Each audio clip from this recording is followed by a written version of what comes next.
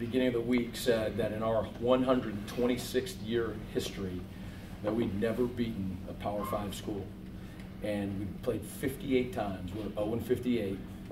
And so I thought about it a little bit. I had to tell our team. It was like, we didn't want to make it about that, but at the same time, I had not known that. And so on Tuesday at our meeting, we said we can either be first ever in the history, which is a century and a quarter long, and be the first, and that'll never be taken away from us, and it'll be history forever, or we'll be the 59th, and we'll play another one this year. We'll play some more the next year, and at some point it's going to happen. And so it's awesome, to answer your question. I mean, it's absolutely awesome.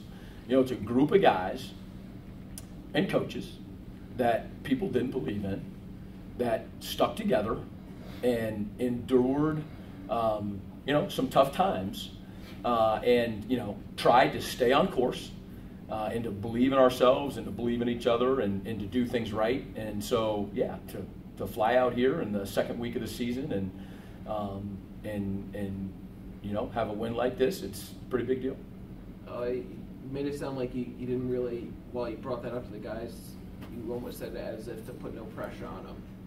Was that the case where they kind of didn't feel pressure despite playing a Well, I mean, you're either 58 or 59, and so it's, I don't know that there wasn't any pressure, there was no record if we were the 59th team, so I don't think that we played with pressure, The thing is like the locker room, there's a lot of joy and whatnot, but in the last 3.5 years, I've been in some of those locker rooms where it's been, pandemonium, and it's actually not. I mean, there's a great celebration, and guys telling each other they love them and hugging and singing the school fight song.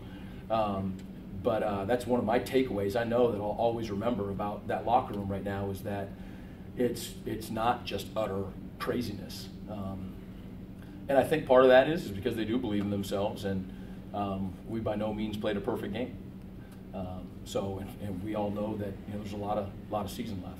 Yeah, what was going through your mind in the last couple minutes of the game? You have the interception returned down, I think the 5-yard line, and the field goals blocked. So really they had two chances in the last few minutes of the game to either tie it and send it to overtime or come up. Yeah, I mean, there was some definite craziness. And, we've won some close games. This last year, we won some close games. And, that's one of the things that we're going to need to continue to get better at is sort of relishing the moment of a tight game at the end and keeping composure, believing, and making plays. And so, there's some plays that we didn't make and plays that they did, to give them credit. They battled. That was awesome. I want to say this, too. Coach Ash is absolute first class.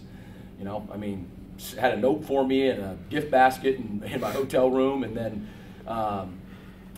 came and shook hands and had a nice word to say. And I haven't known him well over the years, but I've known him some, and just, you find out a lot about a person when it's a tough time, and he's just absolutely first class.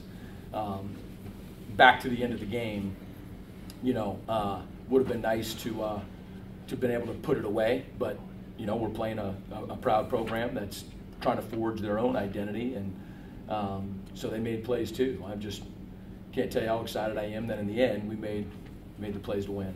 What does a win like this do for your program, coming off a season where you go to a bowl game, and obviously now you're 2-0 with a win against the Power 5 team?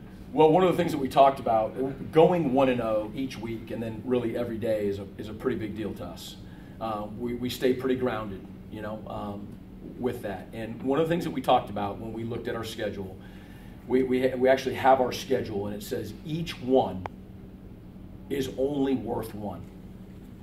And I think our guys know that. So this is a big deal because there's history and whatnot, but we're not 5-0 because we beat Rutgers. We're 2-0.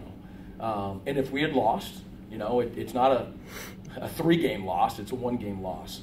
And I think our seniors last year with the 16 team really did an awesome job of making that a part of what this program is about, and it's carrying over. And so it is a big deal. We have a bye week right now, and so instead of a 24-hour rule, it might be 48 hours. But we got a MAC football game coming up against a very good team that played for a championship last year, and one of the things that was said in the locker room, and this is absolutely no disrespect to what just happened, but I don't think any of us want today to be the best moment this season. You know, there are teams where that happens to, and that absolutely can't happen to us. Last